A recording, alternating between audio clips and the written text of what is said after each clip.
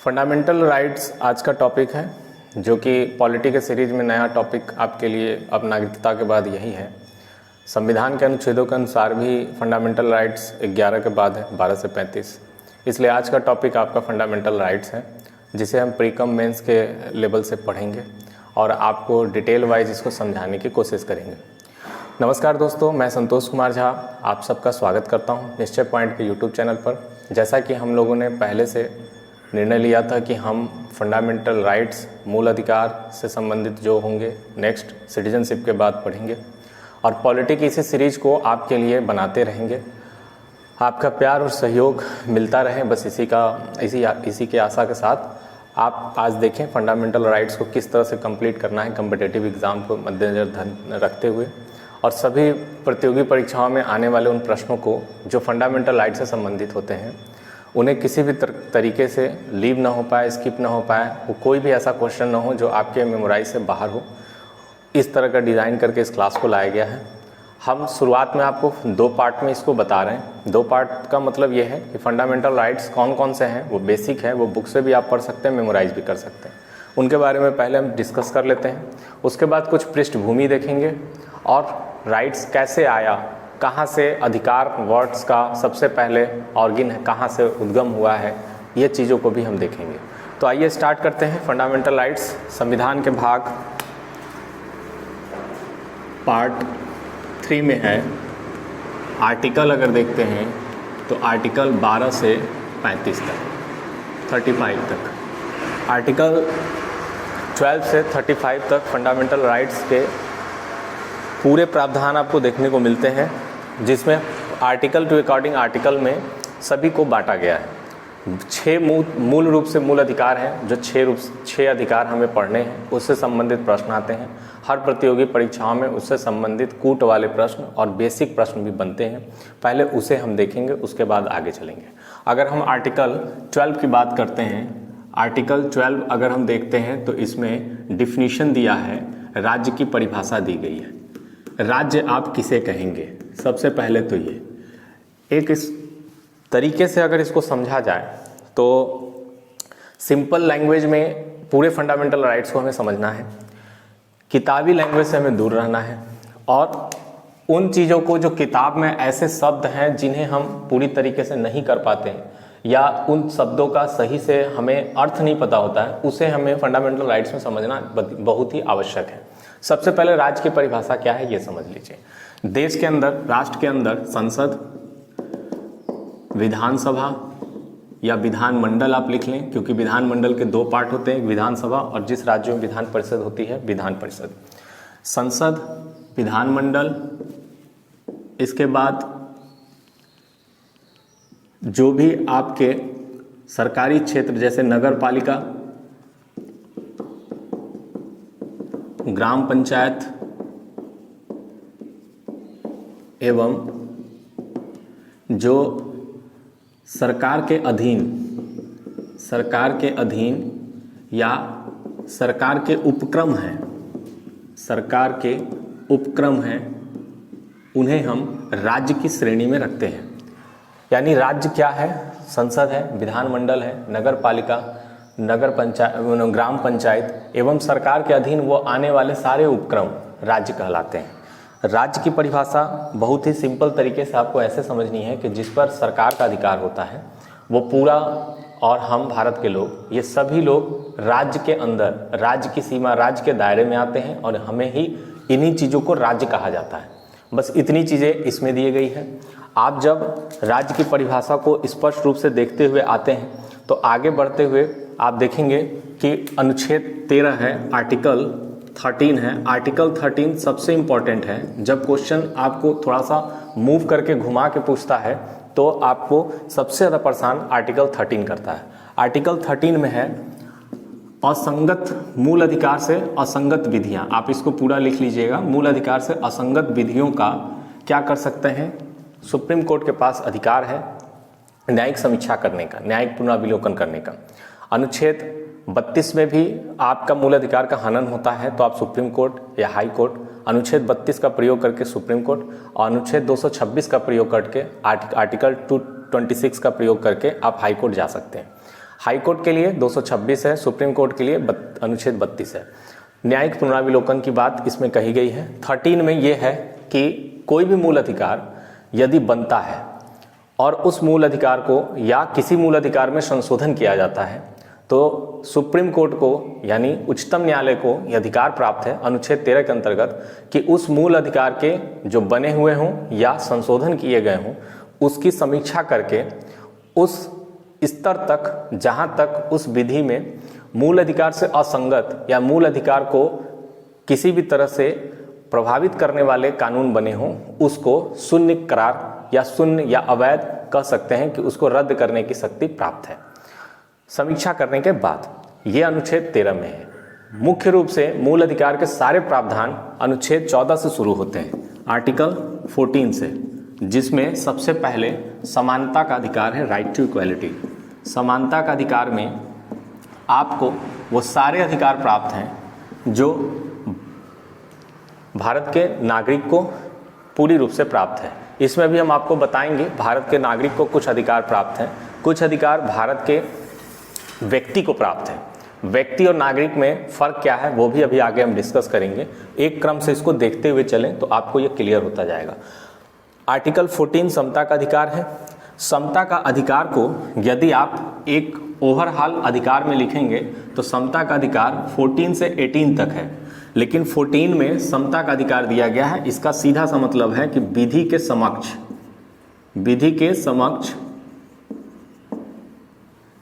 समक्ष समानता, यानी लॉ के सामने सब लोग, कानून के सामने सभी लोग क्या हैं, समान हैं, एकदम इक्वल है। ये चीज 14 में कहा गया है और 14 से 18 में समानता का अधिकार का उल्लेख है। समानता के अधिकार के आगे जब बढ़ते हैं हम आर्टिकल 15 में आते हैं तो इसमें कहा गया है धर्म, मूल, वंश, जाति, समुदाय, जितने भी वर्ड आते हैं, धर्म, मूल, वंश, जाति, समुदाय, लिंग एवं निवास स्थान के आधार पर विभेद की मनाही है। यानी आप किसी व्यक्ति को उसके धर्म के आधार पर, उसके मूल के आधार पर, उसके वंश के आधार पर, उसके जाति के आधार पर, इन सारी चीज़ों के आधार पर उसे आप किसी भी अधिकार से वंचित नहीं कर सकते। ये आर्टिकल 15 कहता है। आर्टिकल 14 बेसिक रूप से पूछे जाते हैं प्रतियोगी परीक्षाओं में एक तरीके से, इसलिए इन्हें आपको अच्छे से मेमोराइज करना होगा। कैसे आपको याद हो, एकदम इत्मीनान से इस पूरे वीडियो को आप तैयार करें। आर्टिकल 16 में जब आते हैं तो बेसिक रूप से 16(4) में आरक्षण का प्रावधान रखे गए हैं। कुछ विशेष समाज के ऐसे तबके हैं जिन्हें मुख्य धारा से जोड़ने के लिए, समानता लाने के लिए उन्हें विशेष प्रावधान संविधान में 16(4) में आरक्षण के रूप में प्रदान किए गए। लेकिन केवल अगर हम 16 की बात करेंगे, केवल अनुच्छेद 16 की बात करेंगे तो लोक नियोजन में समानता, यानी जो सरकारी क्षेत्र में हमारी, जैसे आप जो तैयारी कर रहे हैं, सरकारी क्षेत्र में हमारे पद जो प्राप्त होंगे उसमें समानता की बात अनुच्छेद 16 में कही गई है। ये भी भारत के नागरिक को प्राप्त है, ये याद रखिएगा। अनुच्छेद 16 लोक नियोजन में समानता की बात कही गई है। किस प्रकार से हम समानता देंगे उसके उपबंध, उसके सब प्रिंसिपल क्लॉज जोड़े गए हैं, जो आर्टिकल 4 में आपको दिखता है कि कैसे हम लोक नियोजन में समानता लाएंगे। उससे संबंधित आरक्षण के प्रावधान 16(4) में रखे गए हैं। इसके बाद जब हम आगे आते हैं तो सबसे इंपॉर्टेंट हमारा आता है आर्टिकल 17, अस्पृश्यता निषेध। अस्पृश्यता का सीधा मतलब है छुआछूत से। आप किसी भी विशेष वर्ग के जाति को संबोधित करके किसी विशेष वर्ग के जाति को उसके जाति के आधार पर उसे किसी भी प्रकार से किसी भी अधिकार से वंचित नहीं कर सकते हैं। यदि उस तरह की क्रियाकलाप आप करते हैं तो ये अस्पृश्यता अधिनियम या अस्पृश्यता कानून में भी आता है, उसके लिए प्रावधान है, सजा का भी प्रावधान है। दूसरा, आप उसके छोटी जाति या निम्न जाति को लेकर किसी भी प्रकार से उसे आप किसी भी अधिकार से वंचित करने से इसमें रोका गया है।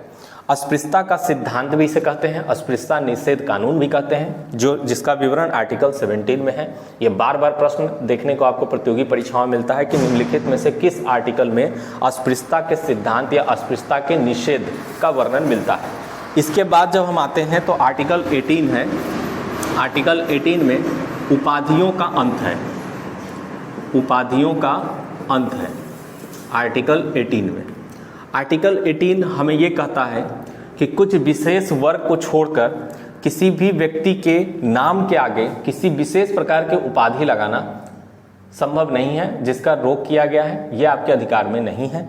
यदि आप कभी किसी राजा महाराजा के फैमिली से बिलोंग करते हैं तो आप किसी भी प्रकार से अपने नाम के आगे नवाब या राजा या महाराजा नहीं लगा सकते हैं। इसका अंत किया गया है, उपाधियों के अंत, इस आर्टिकल 18 से।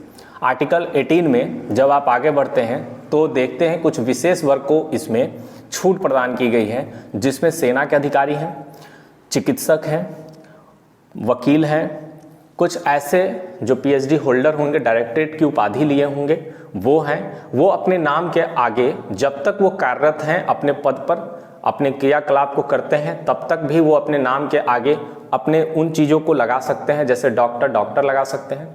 किसी सेना का अधिकारी जब तक सेना में है तो लेफ्टिनेंट कर्नल, कर्नल, जनरल जो भी है वो लगा सकते हैं। इन सब चीज़ों का प्रावधान इसमें रखा गया है। उनके रिटायर होने के बाद भी वो अपने नाम के आगे इन सब शब्दों का प्रयोग कर सकते हैं, उनके लिए विशेष छूट की प्रावधान की गई है। ये आर्टिकल 18 में है, उपाधियों का अंत। यहाँ पर आप देखेंगे तो समानता का अधिकार पूरी रूप से 14 से 18 तक में है, जिसका पूरा स्पष्ट विवरण आपके सामने है। आप इसे शॉर्ट स्क्रीन ले सकते हैं। उसके बाद हम आपको आर्टिकल 19 की बात बताते हैं, जिसमें स्पष्ट रूप से स्वतंत्रता की बात कही गई है, स्वतंत्रता के अधिकार का वर्णन किया गया है। अब स्वतंत्रता के अधिकार को अगर हम देखते हैं, जो 18 के बाद है, स्वतंत्रता का अधिकार, राइट टू फ्रीडम, 19 से 22 तक, जिसमें सबसे पहले 19 को अगर देखेंगे तो इसी में सबसे पहले जो हेडिंग्स का विवरण है वही इसमें आपको मिलेगा। स्वतंत्रता का अधिकार ये आपको अनुच्छेद 19 में प्राप्त है। अनुच्छेद 19 में जब 19 के सब ऑर्डिनेट पार्ट में या उपबंध में आएंगे तो देखेंगे 19A में आपको वाक की अभिव्यक्ति, राइट टू स्पीच, इसकी बात आपको दी गई है। यानी आप किसी भी चीज़ को बोलने के लिए, अपने विचार को रखने के लिए आप पूर्ण रूप से स्वतंत्र हैं। स्वतंत्रता के अधिकार में 19A में आपको वाक की अभिव्यक्ति मिली हुई है। उसके बाद जब आप आगे बढ़ेंगे तो 19B में BA ऐसे करके उपबंध को जोड़ा गया है, जिसमें मुख्य रूप से 6 उपबंध है, जिसको पूरा हम आपको बता रहे हैं, कैसे याद करना है वो भी बता दे रहे हैं। वाक की अभिव्यक्ति 19A में है। 19B में सभा बुलाने की स्वतंत्रता है, यानी आप किसी भी प्रकार के मीटिंग करना चाहते हैं, अपने विचारों का आदान प्रदान करना चाहते हैं तो एक सभा का आयोजन कर सकते हैं। 19B में इसकी स्वतंत्रता आपको प्राप्त है। 19C में संघ बनाने की स्वतंत्रता आपको प्राप्त है, यानी आप कमेटी बनाकर किसी भी प्रकार के विचार को आगे फैला सकते हैं। संघ बनाने की स्वतंत्रता आपको 19C में है। 19D में जब आते हैं तो आप कहीं भी आने जाने के लिए स्वतंत्र हैं, जिसे कहा गया है आवागमन की स्वतंत्रता। आवागमन की स्वतंत्रता में आपको स्पष्ट रूप से ये समझ लेना है कि 19D में आप एक जगह से दूसरे जगह किसी भी प्रकार के स्वीकृति लेने से या किसी भी प्रकार का आपको किसी से आदेश लेने की आवश्यकता नहीं है। जब आपकी इच्छा है, भारत के परिसीमा में आने वाले उन सभी स्थानों पर आप आने जाने के लिए स्वतंत्र हैं, बशर्ते इसमें कुछ ऐसे चीज़ें को प्रावधान में उपबंध में रखा गया है जिसमें आपको मनाही की गई है। जैसे आप डिफेंस के एरिया में बिना उनके परमिशन के नहीं जा सकते हैं। दूसरा, किसी के व्यक्तिगत घर में, किसी के निजी घर में आप नहीं जा सकते हैं। इन चीज़ों को छोड़ के आप कहीं भी घूमने फिरने, एक जनरल वे में आप समझना चाहें तो आवागमन के लिए किसी से आदेश लेने की आपको आवश्यकता नहीं है। 19D के बाद E में आते हैं तो आप पूरे भारत के परिसीमन में बसने की स्वतंत्रता आपको है। कहीं भी आप जमीन खरीद के अपने मकान को बनाकर वहां रह सकते हैं, या वहां पर आप चाहें तो ऐसे जाकर बस सकते हैं। ये पूरा 19E में आपको बसने की स्वतंत्रता मिली है। 19F पहले था, जिसे हटा दिया गया।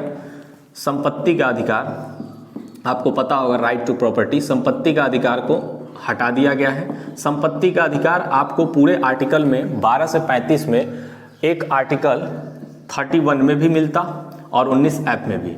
31 भी रद्द हो चुका है, संपत्ति का अधिकार संबंधित था वो भी हट चुका है, और 19F भी आपका हट चुका है। अब सरकार अपने विकास, देश के विकास, समाज के विकास के लिए 19F संपत्ति के अधिकार का प्रयोग हटाकर आपके संपत्ति का अधिग्रहण कर सकती है और आपको उससे जुड़े हुए जो भी उसके मानदेय हैं वो आपको प्राप्त करा सकती है।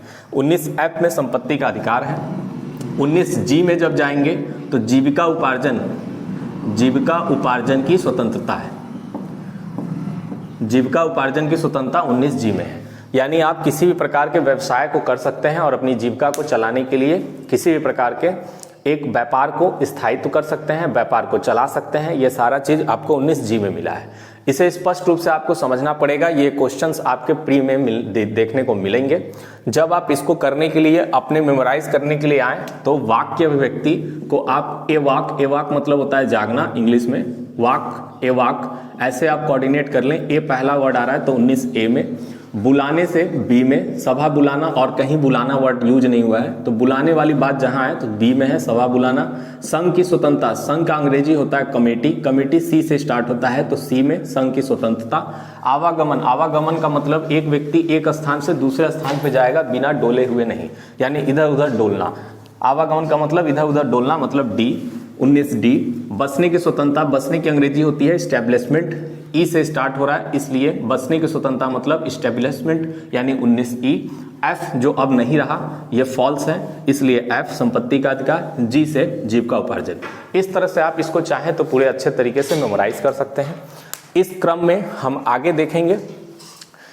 अब जो आर्टिकल आपको मिलेंगे वो भी इंपॉर्टेंट है। स्वतंत्रता का अधिकार 19 से 22 तक, समता का अधिकार 14 से 18 तक, और जैसे ही आप आगे आएंगे 19 से 20 में जाएंगे अनुच्छेद 20 में तो आपको दो सिद्धि संरक्षण से स्वतंत्रता आपको प्राप्त है, यानी 19 से लेकर 20 तक आपको केवल स्वतंत्रता का अध्ययन करना है। इस बात का स्पष्ट रूप से आप मेमोराइज करके रखें कि आपको समता का अधिकार 14 से 18 तक, यानी समानता देखनी है, किस प्रकार से समाज में लोगों को संविधान ने समानता दिया है। इन चीजों को आपको समता का अधिकार में देखना है 14 से 18 में। लेकिन जैसे ही आप 19 में आते हैं तो 19 में आपको यह देखना है कि किस प्रकार की स्वतंत्रता आपको मिली है। 20 में आते हैं तो दूसरे प्रकार की स्वतंत्रता की बात कही गई है, यानी दो सिद्धि, अपराध से दो सिद्धि संरक्षण, यानी आप अगर कोई अपराध कर लेते हैं तो आपको उसके लिए प्रावधान है कि आप किस तरह से अपने आप को निर्दोष साबित करने के लिए कौन कौन से आपके पास अधिकार प्राप्त हैं, कौन कौन सी स्वतंत्रता प्राप्त है। तो 20 में आपको दो सिद्धि संरक्षण है, 20 में दो सिद्धि संरक्षण, दो सिद्धि संरक्षण है। अनुच्छेद 21 में आएंगे तो सबसे इंपॉर्टेंट प्राण व दैहिक स्वतंत्रता। प्राण व दैहिक स्वतंत्रता, कभी भी सरकार आपके प्राण को ग्रहण नहीं कर सकती है किसी भी प्रकार की स्थिति में। ये वाला जो आर्टिकल है अनुच्छेद 21, ये आपसे नहीं छीना जा सकता है। आपातकाल की स्थिति में बाकी सारे आर्टिकल आपसे छीने जा सकते हैं, बशर्ते अनुच्छेद 21 आपसे नहीं छीना जा सकता है। ये आपके प्राण व दैहिक स्वतंत्रता से अर्थ, इसका सीधा सीधा मतलब है कि ये प्राण व दैहिक स्वतंत्रता भारत के प्रत्येक व्यक्ति को भी प्राप्त है, भारत के प्रत्येक नागरिक को भी प्राप्त है। विदेशी जो यहाँ आके रहते हैं या घूमने के लिए आते हैं, टूरिज्म में आते हैं या कुछ दिनों के कार्य के लिए आते हैं, उन्हें भी ये प्राप्त है। प्राण व दैहिक से सीधे सीधे अर्थ ये है कि किसी भी प्रकार से सरकार ऐसा कोई कानून नहीं बना सकती जिससे किसी का प्राण या किसी को गोली मारने के आदेश दिए जा सके। 21 में आपको यही समझना है। 21 क में एक अनुच्छेद है जिससे अभी प्रश्न पूछा जाता है। 21 क में शिक्षा के अधिकार को जोड़ दिया गया है, इसे आप याद रखिएगा। ये आपके 21 तक हो गए, 19 से 22 तक की आपकी बात है, 19 से 21 तक हो गया है। अब इसे आप शॉर्ट स्क्रीन ले लें तो हम इसके आगे आपको 22, उसके बाद 23, 24 अलग अधिकार है, 25 से 28 अलग अधिकार है, 29 और 30 अलग अधिकार है। इन सारे 6 अधिकारों का हम चर्चा करें, फिर आपको बताएं उसके आगे संबंधित जो प्रश्न होंगे। अनुच्छेद 22 इसके बाद है।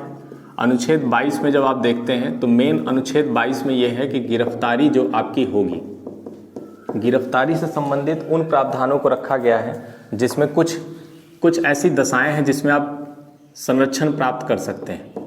गिरफ्तारी संरक्षण आप इस तरह से कर सकते हैं। कुछ दशाओं में गिरफ्तारी संरक्षण है। इन चीज़ों को जब हम देखते हैं अच्छे तरीके से तो ये कानून से जुड़े हुए प्रावधान हैं। जब हमारी गिरफ्तारी होती है तो हमारे पास कुछ ऐसी स्वतंत्रता होती है कि उन स्वतंत्रताओं को सबसे पहले पुलिस विभाग हमें उपलब्ध कराता है। जैसे हमारे पेरेंट्स को पहले इन्फॉर्मेशन दिया जाता है कि इस अपराध में आपके इस व्यक्ति को हमने अरेस्ट किया है। कुछ समय बाद उनको बुलाया जाता है और उन्हें उन सारे कानूनी अधिकार का प्रयोग करने का उन्हें स्वतंत्रता प्राप्त होता है जो कि संविधान में वर्णित है। ये आपका 19 से 22 तक हुआ स्वतंत्रता का अधिकार। जब आप इसके आगे बढ़ेंगे तो 23 और 24 में आपको शोषण के विरुद्ध अधिकार, शोषण के विरुद्ध अधिकार, बहुत सारे स्टूडेंट इसमें विरुद्ध वर्ड भूल जाते हैं। शोषण के विरुद्ध अधिकार, अगर आप इसमें शोषण के विरुद्ध अधिकार में विरुद्ध वर्ड भूल जाएंगे तो अर्थ का अनर्थ हो जाएगा। शोषण का अधिकार आपको प्राप्त हो गया तो आप एक दूसरे का शोषण करने लगेंगे, ऐसा नहीं है। इसे आप स्पष्ट रूप से एकदम अच्छे से याद कर लीजिए। शोषण के विरुद्ध के अधिकार का अर्थ ये है कि शोषण के विरुद्ध आपके ऊपर 2 प्रकार के यहाँ पर वर्णित हैं जो अगर शोषण होता है तो उसके खिलाफ आप आवाज़ उठा सकते हैं। पहला बाल श्रम और 24 में बलात् श्रम। बाल श्रम और बलात् श्रम में फ़र्क ये है 14 ईयर्स के नीचे जो भी बच्चे होते हैं उन्हें आप कल कारखानों में काम पर नहीं लगा सकते हैं। इस प्रकार का अगर आप काम करते हैं तो आप बाल श्रम यानी बच्चों के शोषण का काम कर रहे हैं, इसलिए इसे बाल श्रम कहा गया है। बलात् श्रम में बंधुआ मजदूरी आता है। बंधुआ मजदूरी का मतलब पहले ये बहुत ज़्यादा हुआ करता था, अब तो ये संभव नहीं है। मजदूर हमारे बहुत एडवांस हो चुके हैं। बंधुआ मजदूरी में पहले हम क्या करते थे, पहले के समय में किसी प्रकार के किसी जमींदार उमीदार की बात होती थी। बड़े गाँव में जमींदार हुआ करते थे, ज़्यादातर ठाकुर बिरादरी के होते थे, पंडित बिरादरी के कम होते थे। लेकिन उसमें आप देखेंगे बलात् श्रम में ये मिलता है कि उन जगहों पर जहाँ पर कोई ऐसा मजदूर है जिसे केवल खाने पीने पर रखकर 3-4 दिन तक कमरे में बंद करके सभी प्रकार के कार्य को करवाया जाता है, और उस सारे प्रकार के कार्य को करवाने के लिए उसमें बंधुआ मजदूरी केवल उनके लिए जोड़ा जाता है। यानी उनको कोई पैसे नहीं देना, उनको किसी प्रकार का लाभ नहीं देना, उनसे सभी प्रकार के जो अपने मजदूरी वाले काम हैं उसको कराए जाते हैं। वो बलात् श्रम में आता है, शोषण उनका होता है, इसलिए इसको रखा गया है शोषण के विरुद्ध अधिकार। अब इसमें आप देखेंगे तो बाल श्रम बलात् श्रम में आपको कंफ्यूजन होता है। बाल श्रम सबसे पहले बच्चों की बात होगी तो 23 में, अब बड़ों की बात होगी तो 24 में। यानी पहले बच्चों को वरीयता देना है इसलिए 13 याद कर लीजिए, उसके बाद बड़ों को वरीयता देना है 24 में, आप कंफ्यूज ना हो। तो शोषण के विरुद्ध अधिकार में ये आपका क्लियर होता है। इसके बाद आप आगे बढ़ेंगे तो अनुच्छेद 25 से लेकर 28 तक है। अनुच्छेद 25 से 28 में आपका धर्म की स्वतंत्रता है। आपके यहाँ धर्म अर्थ का, धर्म शब्द का मतलब भी कुछ और होता है, बट संविधान में धर्म शब्द का मतलब कुछ और है। धर्म शब्द का मतलब संविधान में वर्णित है कि हर प्रकार का वह व्यक्ति जो जीवन जीने की कला का उपासक है, जीवन जीने की कला को फॉलो करता है, वो अपनी पद्धति, अपने सिस्टम, अपने क्रिया के अनुसार करता है, वो उसका धर्म कहलाता है। हमारे यहाँ धर्म को, जो अपने समाज में जो धर्म को माना जाता है वो हिंदू, मुस्लिम, सिख, ईसाई इस नाम पे जाना जाता है। लेकिन संविधान में जीवन जीने की कला, जीवन जीने की पद्धति, अपने ईश्वर या अब जिन्हें आप मानते हैं, जिन्हें आप ऊर्जा के रूप में ग्रहण करते हैं, उन्हें उपासक के रूप में आपकी पद्धति क्या है, उसे धर्म कहा गया है। संविधान में धर्म का अर्थ अलग है। सभी धर्मों को इसीलिए एक समान संविधान में रखा गया है, माना गया है। ये आपके धर्म की स्वतंत्रता है 25 से 28 में। 25 से 28 में जैसे ही आप जाते हैं तो आपको क्रियान्वयन रूप से ये अलग अलग तरीके से मिलता है। 26 में आपका है धार्मिक प्रबंधन का प्रयोग, यानी आप किसी भी प्रकार के धर्म प्रचार प्रसार के लिए प्रबंधन का काम कर सकते हैं। 27 में उससे अलग है, धर्म की अभिवृद्धि के लिए जो कर है उस पर कर आपको नहीं देना है। सरकार आपको कर से छूट देगी अगर आप व्यक्तिगत रूप से किसी प्रकार का धर्म प्रसार कर रहे हैं तो। लेकिन उसी धर्म प्रसार को यदि आप सरकारी क्षेत्र में इम्प्लीमेंट करते हैं, जैसे किसी भी सिलेबस में जो धर्म को बढ़ावा देने वाले ऐसे लैंग्वेज हैं या धर्म को बढ़ावा देने वाले ऐसे कुछ प्रावधान हैं जो किसी सरकारी क्षेत्र में यूज किए जाते हैं तो उन्हें उस पर कर देना पड़ता है। ये सारी चीज़ें इसमें यूज किया गया है। जैसे ही आप 29 में आते हैं, 29 से 30 में, तो आपको मिलता है कला, संस्कृति और शिक्षा। का अधिकार, ये आपको 29 और 30 में प्राप्त है। 29 में आपको मुख्य रूप से कला और संस्कृति के लिए, जैसे अल्पसंख्यक और जो आपके यहाँ सबसे माइनॉरिटी वाले, जो कम संख्या में रहने वाले लोग हैं, उन्हें अपनी संस्कृति शिक्षा को बढ़ावा देने के लिए अनुच्छेद 29 में प्रावधान प्राप्त है। और 30 में उन अधिकारों का, जिन अधिकारों में जो शिक्षा आप चाहते हैं, शिक्षा के माध्यम से किसी प्रकार से अपने कला या संस्कृति का प्रसार प्रचार करना, तो अनुच्छेद 30 में आप उसका प्रयोग करते हैं। जैसे आप देखेंगे कि बहुत सारे स्थानों पर अल्पसंख्यकों के लिए मदरसे का स्थापना होता है, तो मदरसा अनुच्छेद 30 के अंतर्गत होता है, क्योंकि वो अपने यहाँ के धर्म का प्रचार प्रसार करने के लिए उस शिक्षण संस्थान को खोलते हैं, तो वो अनुच्छेद 30 में है। अनुच्छेद 29 में अपनी कला संस्कृति को आप किस तरह से सुरक्षा प्रदान करना चाहते हैं या कैसे प्रसार करना चाहते हैं शिक्षण संस्थान के अलावा, वो अनुच्छेद 29 में है। अनुच्छेद 29 और 30 ये आपके अंतिम हैं, जो मुख्य रूप से इन सारे जो आपने पार्ट 3 पढ़ा है 12 से 35 तक, उसमें मूल अधिकार में आता है। उसके बाद सबसे इंपॉर्टेंट है जो मैं यहाँ लिख रहा हूँ, अनुच्छेद 32। इसे आप एकदम अच्छे तरीके से समझ लीजिए। संवैधानिक उपचारों का अधिकार, संवैधानिक उपचारों का अधिकार से संबंधित सारे प्रावधान सुप्रीम कोर्ट के पास है।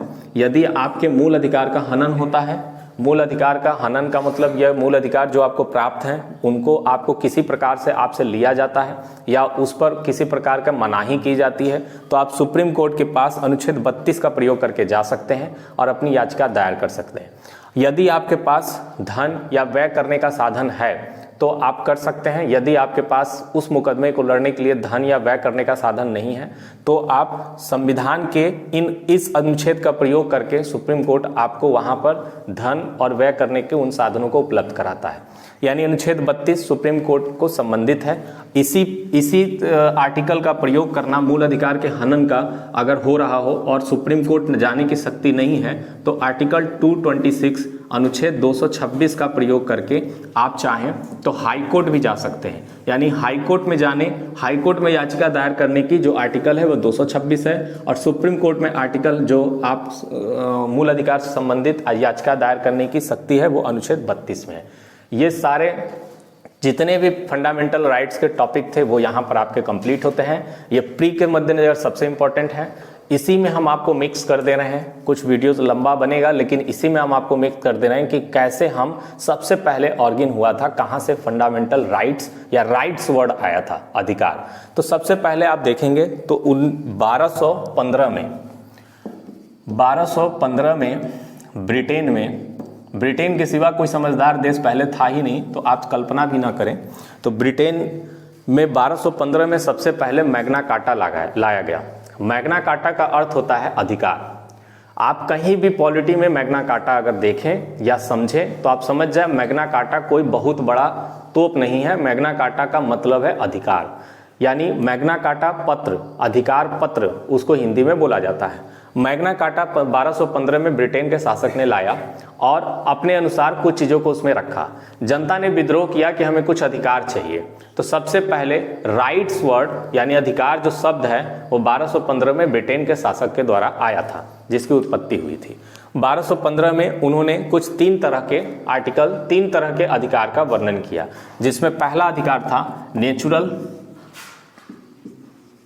दूसरा अधिकार था ह्यूमन एंड तीसरा अधिकार था fundamental rights. Fundamental rights natural अधिकार वो थे, इसमें जॉन लॉक, मुझे पूरा नाम नहीं याद आ रहा है, जॉन लॉक से संबंधित जो विधि शास्त्री थे उन्होंने बताया था कि नेचुरल राइट्स कौन से होते हैं। नेचुरल राइट्स का मतलब वो होता है जो राइट्स ऐसे राइट्स होते हैं जिसे हम किसी भी तरह से जीवन में बिना उसका इम्प्लीमेंट किए हम चल नहीं सकते हैं।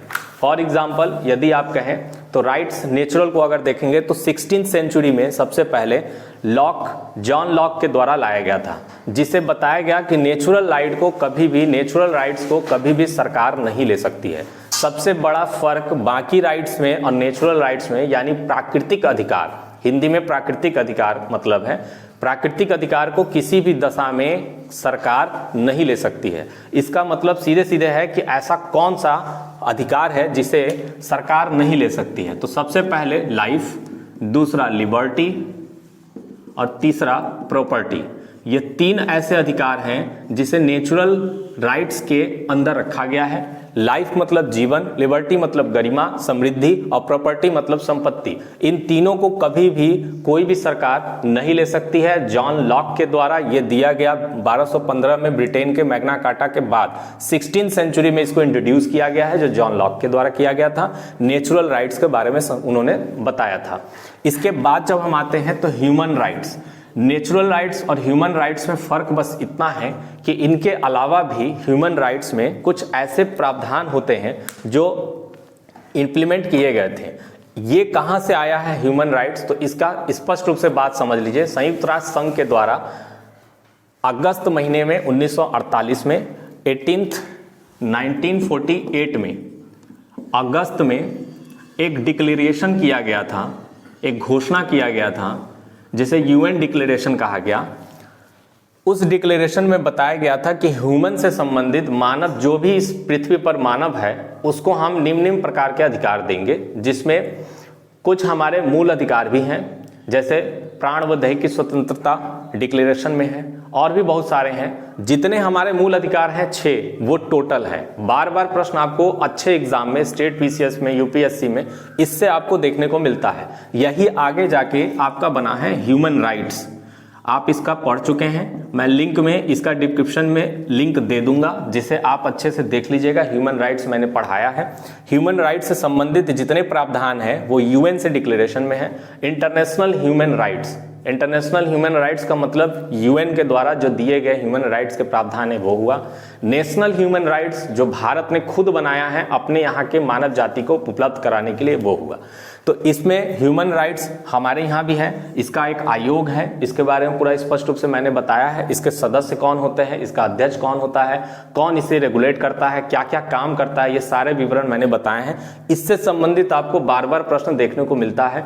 इन सारे टॉपिक्स को बिना कंप्लीट किए मूल अधिकार पर आप प्री के बाद मेंस में कोई भी आंसर राइटिंग नहीं कर सकते हैं, इसलिए मैं एक्स्ट्रा आपको बता रहा हूं। और बाकी वीडियोस में ये सब आपको बताए जाते हैं, बाकी में आपको रटवाए जाते हैं, लेकिन इन सब चीजों से भी क्वेश्चन आते हैं। जब ये इन सब चीजों के क्वेश्चंस आते हैं तो आप 100% फंसेंगे, इसलिए आप इसको समझ लीजिए। नेचुरल राइट एक अलग चीज हो गया, ह्यूमन राइट्स जो मिला है वो यूएन के डिक्लेरेशन में मिला है। अब आप पूछेंगे हाउ मेनी ह्यूमन राइट, तो आप 30 याद कर लीजिए। टोटल 30 ऐसे राइट्स हैं, 30, जो पूरे विश्व के प्रत्येक मानव को प्राप्त हैं। ये संयुक्त राष्ट्र संघ के द्वारा 1948 में घोषणा किया गया था। उसमें से 6 हमारे जो अधिकार हैं, जो हम अपने संविधान में पढ़ते हैं, उन अधिकारों का भी इसके अंदर वर्णन किया गया है। इसके अलावा भी 24 अधिकार बचते हैं, तो वो कौन से हैं, आपके मन में जिज्ञासा बनेंगी। तो वो कुछ नहीं है, वो सीधे सीधे नेचुरल राइट्स को इसमें इंक्लूड कर दिया गया है। जैसे आपको फ्रेश एयर, शुद्ध हवा, शुद्ध पानी, अच्छी शिक्षा, अच्छा स्वास्थ्य, ये सभी चीजों का अधिकार प्राप्त है। इनको पार्ट बाय पार्ट बांट के 30 तरह के आर्टिकल्स में इसको 30 तरह के राइट्स में बांट दिया गया है। लास्ट हम आते हैं फंडामेंटल राइट्स, जो कि कानूनी अधिकार है जो सरकार के विरुद्ध जनता को प्राप्त है, यानी सरकार के ऊपर कंट्रोल करने के लिए इस प्रकार के अधिकार को लाया गया है। कानूनी अधिकार, ह्यूमन राइट्स, जो आप फंडामेंटल राइट्स पढ़ते हैं, फंडामेंटल राइट्स क्या है, मिक्सचर है, किसका, नेचुरल राइट्स का और ह्यूमन राइट्स का। इन दोनों को फंडामेंटल राइट्स आप मिलाकर बोल सकते हैं, जिसे कानून के रूप में उस देश के संविधान में लागू कर दिया जाता है। वो आपका कानूनी अधिकार या फंडामेंटल राइट्स बन जाता है। आपके और अमेरिका के फंडामेंटल राइट्स में एक मेजर डिफरेंस है। वो कौन सा मेजर डिफरेंस है, जैसे ही अमेरिका में वहाँ के लोगों को जैसे ही कानूनी अधिकार यानी फंडामेंटल राइट्स प्राप्त होता है, तो उसके साथ साथ उनको फंडामेंटल ड्यूटीज भी निभानी पड़ती है, फंडामेंटल ड्यूटीज भी प्राप्त होता है। बट हमारे यहाँ फंडामेंटल ड्यूटीज के लिए 51 का 51 का पार्ट 4 का रखा गया है, ये रखा गया है। उसमें हमें जो मिले हुए 10 से 11 आपके ड्यूटीज हैं, उन्हीं को हम फॉलो करते हैं। लेकिन जैसे ही फंडामेंटल राइट्स अमेरिका में किसी भी वहां की जनता को प्राप्त होता है, उसके साथ कोई ना कोई कर्तव्य भी उनको मिलता है, इसलिए वो हमसे ज्यादा आगे नहीं है, लेकिन हमसे आगे हैं। कानूनी अधिकार के रूप में फंडामेंटल राइट्स हमारे यहाँ जो है 12 से 35 में प्रावधान है। 32 तक आप गए हैं। 33, 34 और 35 में जो भी आपके हैं वो उत्प्रेषण, अभिप्रेक्षा, ये सब सारे संबंधित एक कानूनी प्रावधान है जिसे एक अलग वीडियो में पढ़ने की आवश्यकता है। और आपको इस पूरे क्लास में कुछ ऐसे क्वेश्चंस हैं जो आपको खुद से सोच के निकालने हैं। इसमें से जितने भी 12 से 35 तक आपने पढ़े हैं, 12 से 32 तक आपने पढ़े हैं, उसमें कौन सा ऐसा राइट्स है जो भारत के नागरिक को प्राप्त है, भारत के व्यक्ति को प्राप्त है, विदेशियों को नहीं प्राप्त है। इन सारे चीजों को आपको एमसीक्यू में ध्यान करके इस पूरे क्वेश्चंस को, फंडामेंटल राइट से संबंधित जितने भी क्वेश्चंस हैं उनको आपको एक अच्छे से टेस्ट सीरीज को लगाना है और टेस्ट सीरीज लगा के एक अच्छा नोट्स बना के बार बार प्रैक्टिस करना है। इसके अलावा आप फंडामेंटल राइट्स में कहीं नहीं फंसेंगे। फंडामेंटल राइट्स से संबंधित जितने भी बेसिक उनकी पृष्ठभूमि थी वो भी हमने आपको बता दिया। फंडामेंटल राइट्स एक और है जो आपको अपने शासन व्यवस्था में जाननी है। तो 1929 में नेहरू रिपोर्ट जो आपका है, नेहरू रिपोर्ट में भी 19 मूल अधिकारों को रखा गया था। 19 मूल अधिकार में से जब हमारा संविधान सभा के द्वारा बन रहा था तो उस 19 अधिकार जो नेहरू रिपोर्ट में शामिल किए गए थे उसमें से 7 मूल अधिकारों को हमारे संविधान में संविधान सभा ने शामिल किया, जिसके बाद एक संपत्ति का अधिकार हटा दिया गया। वर्तमान समय में 6 मूल अधिकार आपको प्राप्त हैं। यानी हमारे मॉडर्न हिस्ट्री में, आधुनिक भारत में देखेंगे तो इसका पहले भी विवरण है वो नेहरू रिपोर्ट में है। नेहरू रिपोर्ट में सबसे पहले मूल अधिकार को मांगा गया था। मूल अधिकार के प्रबल समर्थक महात्मा गांधी थे जिन्होंने सबसे पहले मूल अधिकार शब्द को लाने के लिए बातें बोली थी।